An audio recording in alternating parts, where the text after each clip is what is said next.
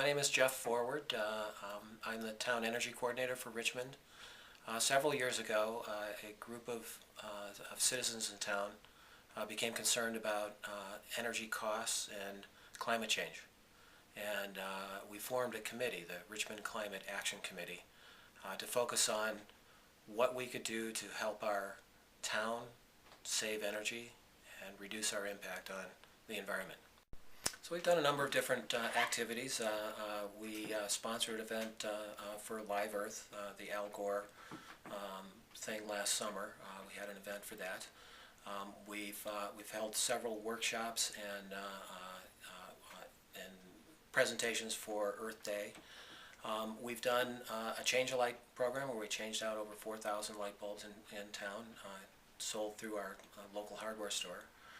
We've done a button-up event. We did that last fall, and we're planning on doing it again this fall to help homeowners weatherize their homes and save energy and save money. One of the things we did early, and it was, let me think about this. It was probably before the Richmond Climate Action Committee, but we worked with the Town Planning Commission to do a process called Green Community Technologies. This is a process to inventory our assets, and identify opportunities for using alternative technologies on those assets. The chair of the Planning Commission at the time was so interested and involved in this process that he eventually left the Planning Commission and he started the Richmond Climate Action Committee because he felt it was such an important issue to focus on. So one of the projects we looked at was our town center building. It was built in 1907. It's an old school building, and it was cold.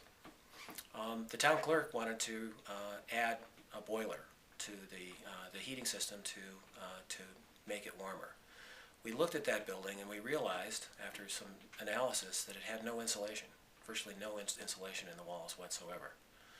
So we got a project together. We asked the select board to commit to $25,000 to put insulation in the building, and we reduced the energy use in that building by 30% in the first year. And the town clerk is warm.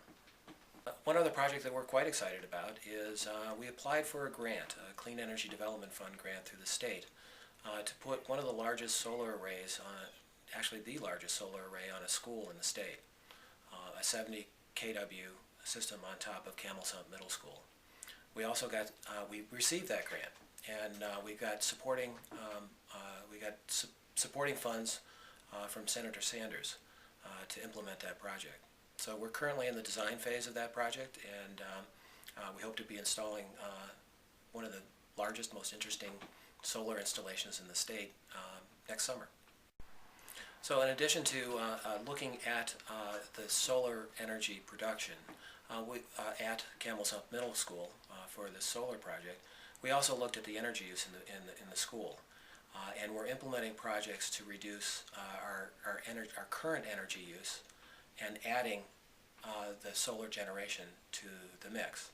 We hope to be able to reduce total energy use and through generation and efficiency by as much as 25%. One of the projects that we're thinking of exploring this year, this coming fall, is last year's energy bill that was passed by the legislature included a feature in it that would allow a town to establish an energy conservation district. Within this district, and it could be the whole town, within this district, homeowners and business owners would be able to finance energy efficiency and renewable energy projects on their property tax. What that means is that for long-term investments like renewable energy or energy efficiency improvements that take some time to pay back, the cost for those could be spread over the life of the building and go with the building. So we're exploring what the opportunities are for that and hope to be able to bring a proposal to the town voters this coming town meeting day. Another really interesting feature of the energy bill that passed, I think it was in June by the legislature, included a provision that would pay a higher rate for electricity that's generated from a renewable source. So for example, for a solar photovoltaic project, the state would pay up to 30 cents a kilowatt hour for every kilowatt hour that was produced by solar PV.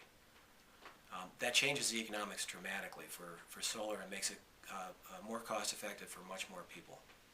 We need support from our state and federal leaders to help us address this very large problem of climate change. But we also need to be able to take action ourselves. The best support that we can have from our leaders is to support us to actually do actions ourselves. It's going to take many small steps to make a big impact. And we can start right now in our own homes and do something and work with our communities to help reduce our environmental footprint.